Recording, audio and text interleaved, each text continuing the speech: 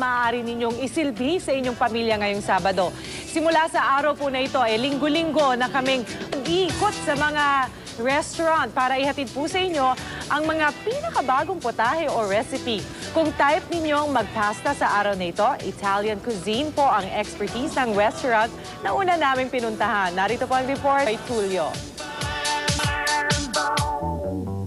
Mahilig magluto at kumain ng mga Pinoy at isa sa mga paborito ng mga Pinoy ang Italian cuisine.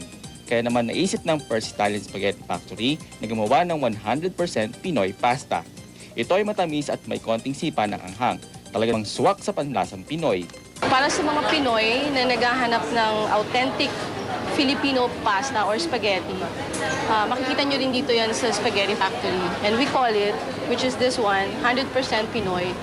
Kaya namin siya tinawag 100% Pinoy dahil ito yung pastang manamis-namis, which is the typical na gusto ng mga Pilipinong pareho natin. Pinagmamalaki ng First Italian Spaghetti Factory ang Pangelina spare ribs, hango sa pangalan ng may-ari ng restaurant.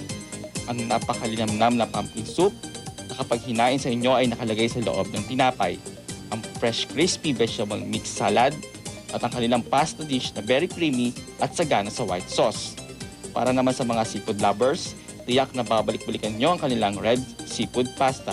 For all the televiewers out there, iniimbitahan ko kayo na pumunta dito sa aming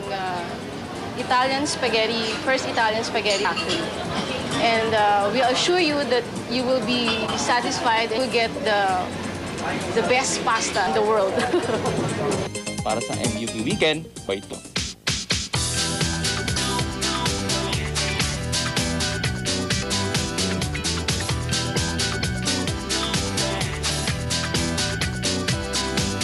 I never believed things that I see. I say I'm feeling that how can be no magic could happen to me. It's 6:47 in the morning. Nakakagutom naman yun.